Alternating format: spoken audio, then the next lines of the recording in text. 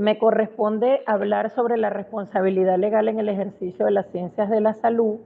Como todos sabemos, las profesiones de las ciencias de la salud implican una gran responsabilidad por el tipo de actividad y la naturaleza del servicio que prestamos. Esto nos hace ser un poco más comprometidos desde el punto de vista de la práctica, porque, como siempre digo, una violación a los aspectos éticos y morales conllevan siempre a una responsabilidad jurídica. Pasa a la siguiente. Esto es un precepto del derecho penal, que es el principio de la legalidad de la responsabilidad penal.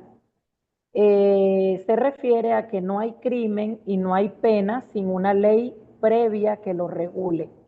Es decir, que si todos los profesionales de la salud tenemos una ley de ejercicio que regula nuestra profesión y nuestro desempeño, pues ante la ley somos legalmente responsables porque también tenemos otras leyes conexas que conjuntamente con las de nuestra profesión conforman todo lo que es el sustento legal y la normativa por la cual debemos regirnos para ejercer nuestras profesiones.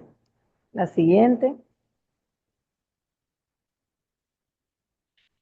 Las leyes que rigen el ejercicio profesional de la salud de la ciencia de la salud son muchas. Dentro de ellas tenemos la ley de ejercicio de la medicina, la ley de ejercicio de la enfermería, nutrición, bioanálisis, farmacia, odontología y otras ciencias de la salud. Dentro de estas profesiones, esto es la base, las leyes de ejercicio son la normativa legal y también cada profesión tiene su código deontológico que es la base ética, moral y de principios para el desempeño de nuestras profesiones. Pero también tenemos otras leyes conexas como son la Ley Orgánica de la Salud, el Código Penal venezolano, el Código Civil, la Ley contra Tratos Crueles, Inhumanos y Degradantes, la LOMNA, la Ley del Estatuto de la Función Pública y la Ley Orgánica de Procedimientos Administrativos para todos los profesionales de la salud que son funcionarios públicos, la LOMNA y la Ley de Trasplante de Órganos. También está la Ley de Protección a las Personas en el uso y el acceso de los bienes y servicios. Todo esto tiene relación con cada ley de nuestra profesión, de cada ley en nuestras profesiones, porque cuando nosotros vemos estas leyes conexas, pudiéramos preguntarnos, ¿y qué tiene que ver la ley de protección a las personas en el acceso de los bienes y servicios? Según esta ley, la salud es un bien esencial y todos, de alguna manera, trabajamos de manera multidisciplinaria para garantizar ese bien esencial.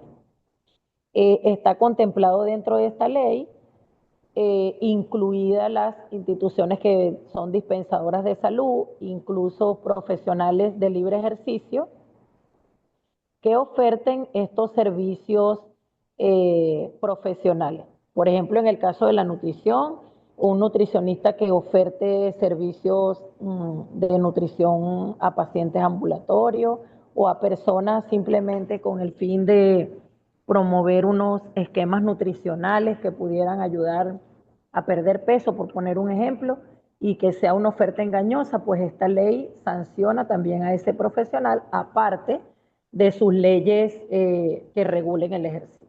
Y así odontología y así farmacia, todos tienen que ver con estas leyes. Dentro de estas leyes conexas y dentro de las leyes funcionariales, como son Estatuto de la Función Pública y la Ley Orgánica de Procedimientos Administrativos, está toda la normativa, cómo se deben aperturar los procedimientos administrativos, que es uno de los tipos de responsabilidad que vamos a ver, a estos profesionales que se desempeñen dentro de la administración pública. Y obviamente esto también tiene que ir de la mano con la ley de ejercicio de cada una de las profesiones. Pasa a la siguiente. Bueno, y el Código Civil y el Código Penal, que son los que regulan todo lo que es la parte de la responsabilidad penal y la responsabilidad civil, que tiene que ver con la reparación del daño moral. Dentro de estas leyes profesionales, no las voy a desglosar todas, porque sería mucho, pero sí les puedo decir que cada ley tiene una razón y propósito que es regular el ejercicio profesional. Todas tienen aspectos de la legalidad que deben cumplir los profesionales para ejercer, el consentimiento informado como soporte del principio de autonomía y la libertad para decidir qué debe tener el paciente, el ejercicio institucional que se refiere a cómo se debe ejecutar el trabajo cumpliendo las normas dentro de las instituciones. Y por supuesto, todo esto también tiene, todas estas leyes también tienen unos capítulos que se refieren a las sanciones. Estas sanciones pueden ser disciplinarias y administrativas, que serían amonestaciones verbales y escritas, y las administrativas, pago de multa y suspensión del ejercicio, y esto está contemplado, como les dije anteriormente, dentro de las leyes funcionariales, como son la ley del Estatuto de la Función Pública y la ley orgánica de procedimientos administrativos. Es decir, se aplicarían este tipo de sanciones basados en esta ley y en las leyes de ejercicio. Lógicamente, el profesional debe ser un trabajador de la administración pública. Dentro del ejercicio privado, entonces encontramos que las sanciones están establecidas dentro de las leyes de ejercicio, pero también están dentro del Código Penal, que van desde penas privativas de libertad con la suspensión del ejercicio profesional por el mismo tiempo que dure la condena. Y después un periodo de rehabilitación, una vez que la persona salga en libertad, para demostrar que no va a volver a cometer el mismo delito en, cuando retome de nuevo el ejercicio. Y también está establecido la supervisión del ejercicio profesional. La siguiente. El código de ética, el código deontológico profesional, en este caso de todas las profesiones de la ciencia de la salud, disculpen que puse código de ontología médica, tiene mucho que ver con un conjunto de elementos que van a regular este ejercicio de manera deontológica. Y entonces enfocamos lo que es la ética, ¿verdad? Como una rama de la filosofía que estudia la moral humana, pero que se va a enfocar en el comportamiento correcto o incorrecto de este ser humano para orientar las acciones hacia buscar el bien común. Luego tenemos la moral, que es un conjunto de principios y normas éticas que van a guiar este comportamiento de los profesionales. En este caso, estaríamos aquí hablando de ética profesional y moral profesional porque se enfocan en el comportamiento de estos profesionales dentro de su campo de acción o dentro del campo laboral, básicamente.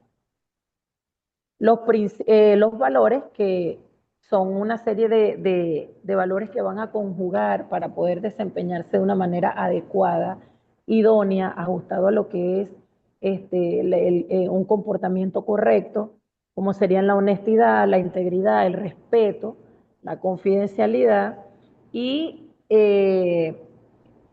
luego encontramos que también están una serie de principios que se van a referir a los principios básicos como son autonomía, beneficencia, no maleficencia, justicia, pero también encontramos otros que se suman como son el principio de la responsabilidad y la competencia, que tienen que ver con la cualidad que tiene el profesional para desempeñarse dentro de esa profesión que dice y demuestra a la cual pertenece. Si yo digo, soy un profesional de farmacia, soy un farmacéutico, entonces yo en base a ese título, yo voy a tener que aplicar un principio de responsabilidad y voy a demostrar que tengo la competencia para yo poder ejercer esa profesión.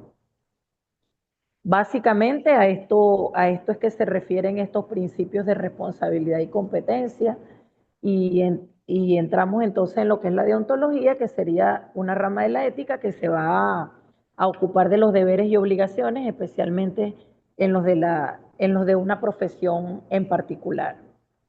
Y hablamos de la deontología profesional, que bueno, son los deberes éticos y morales que van a regir la conducta de esa profesión, pero en el ejercicio de esa actividad profesional. La deontología tiene 4 principios básicos dentro de la profesión, que son ser competente, ser eficiente, ser diligente y además ser responsable.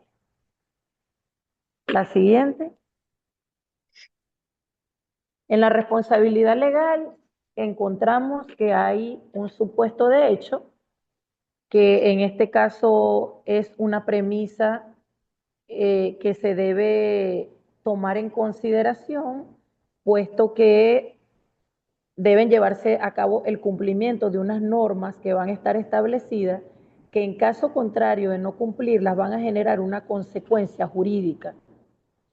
Si este supuesto de hecho se cumple, pues la ley establece que hay una responsabilidad y hay una consecuencia legal que va a determinar esta responsabilidad y que va a conllevar a sanciones y a prohibiciones y de paso a la obligación a cumplir con la obligación el que viole o incumpla esta normativa. En el caso del derecho penal, el Estado obliga a cumplir una pena a quien cometa el delito. Y obviamente esta pena conlleva esta pena principal conlleva una pena accesoria que es la prohibición del ejercicio, la suspensión del ejercicio profesional. Luego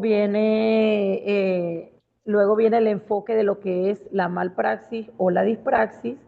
La malpraxis sería una práctica mal realizada y la dispraxis sería una actuación deficiente en el desempeño de esta práctica profesional. Todo esto va a generar una culpa que la vamos a enfocar como una omisión consciente y voluntaria del deber ser y no de manera intencionada, pero que va a generar una responsabilidad. Y el dolo lo tenemos como la intención de causar el daño. No podemos pensar que existe un profesional de la salud que vaya a los centros a causar daño, pero en cierto modo y en ciertas oportunidades sí se han presentado algunos casos.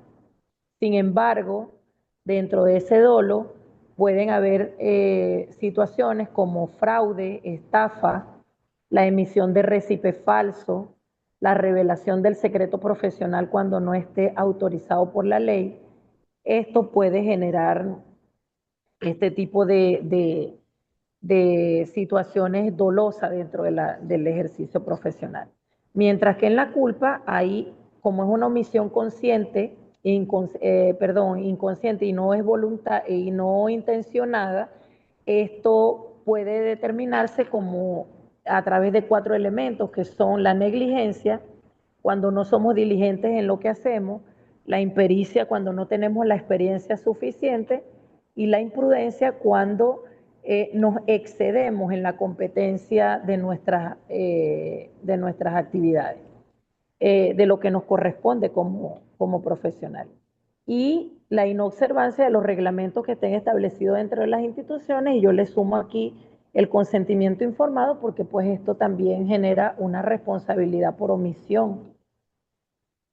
Podemos hablar aquí también de lo que es una culpa consciente, donde siempre tenemos el pensamiento mágico de que nunca nos va a pasar nada y nos confiamos y nunca pensamos en una responsabilidad por una consecuencia que genere este acto. Y en el caso del dolo, tenemos una modalidad también de dolo eventual, que es es una figura donde estamos realizando actividades y procedimientos que sabemos que pueden generar una consecuencia negativa y sin embargo no nos detenemos, sino que continuamos haciendo la actividad, sabiendo que esto puede generar una responsabilidad, pero igual continuamos. No nos detenemos. La siguiente.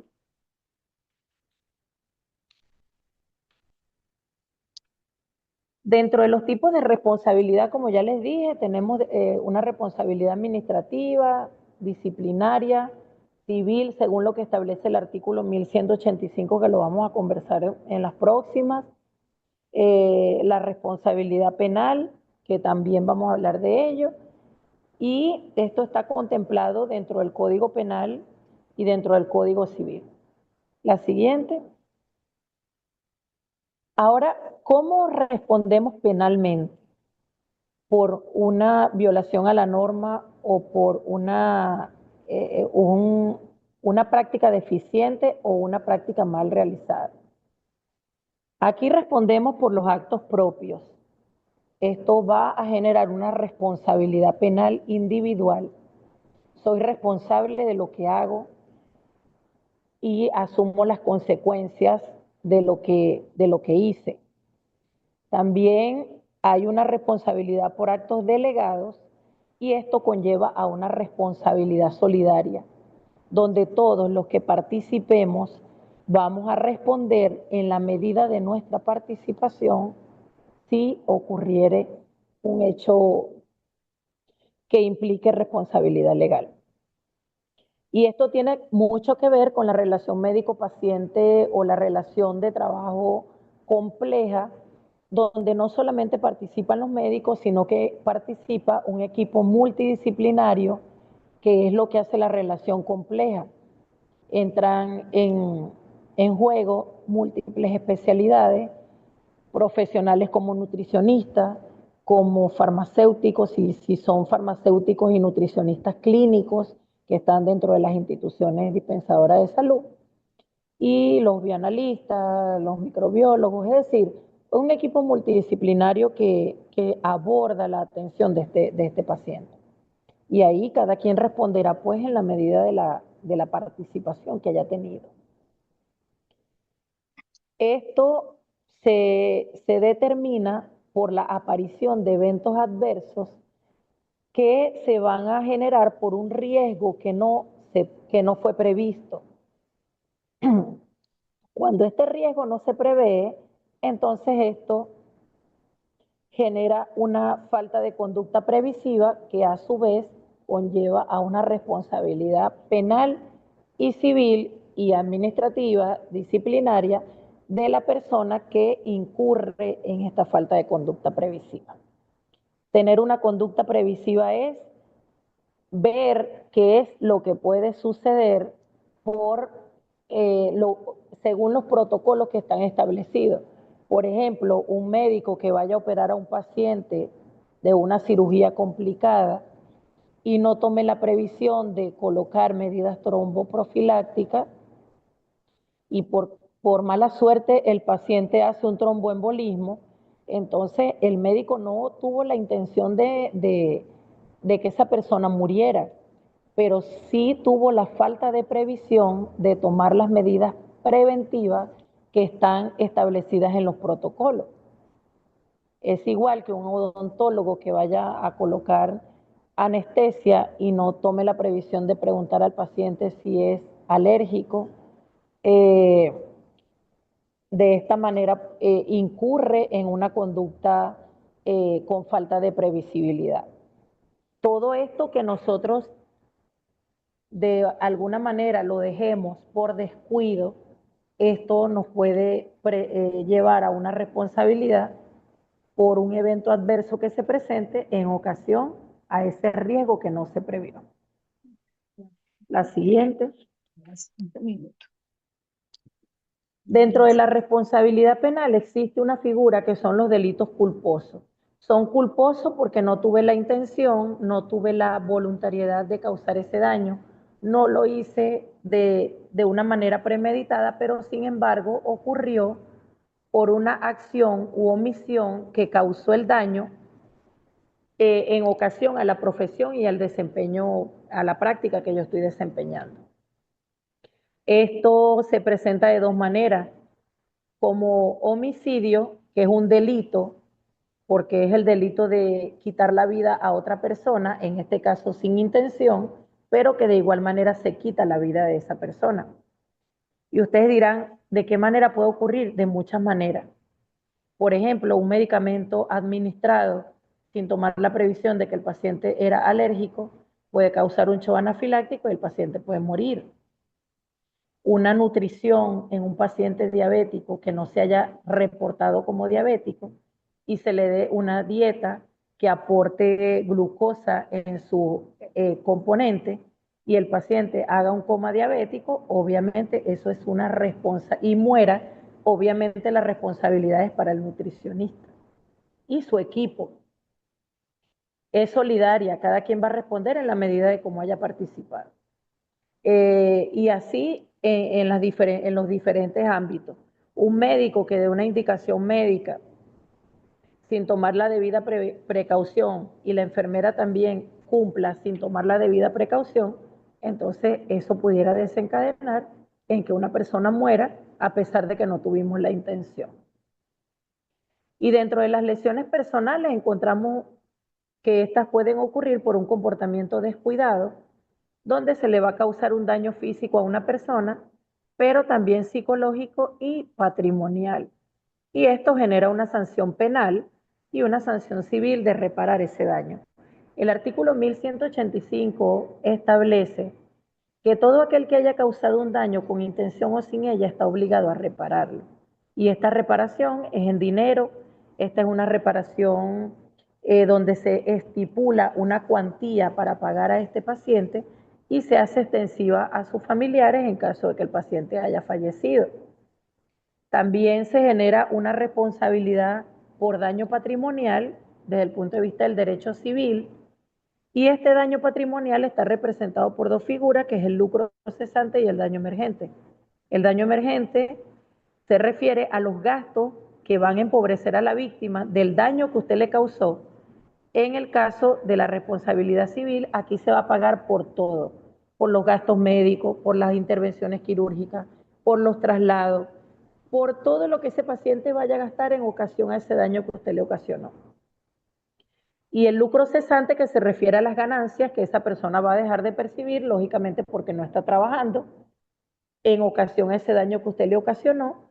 Y esto, si es una lesión permanente que le da una discapacidad absoluta, definitiva, bueno, imagínense ustedes trabajar para mantener a la persona y al resto de la familia por ese daño que le causamos.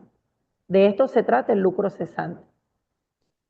En todo caso, hay una reparación de este daño que nos pudiera, que no nos pudiera generar una obligación si demostramos que no somos lo suficientemente responsables de este daño que se ocasionó, y entonces ahí entra en juego la responsabilidad de la misma víctima. Es decir, que cuando la víctima es responsable de que ese daño se haya causado, nosotros no tenemos la obligación de reparar el daño. ¿En qué caso?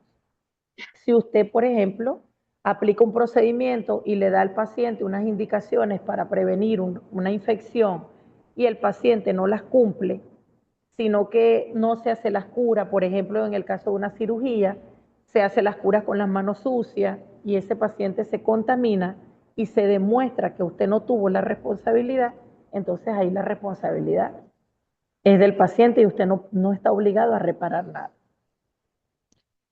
La siguiente, por favor. En cuanto a la responsabilidad solidaria o compartida, esto tiene mucho que ver con lo que es el ejercicio de la profesión en equipo.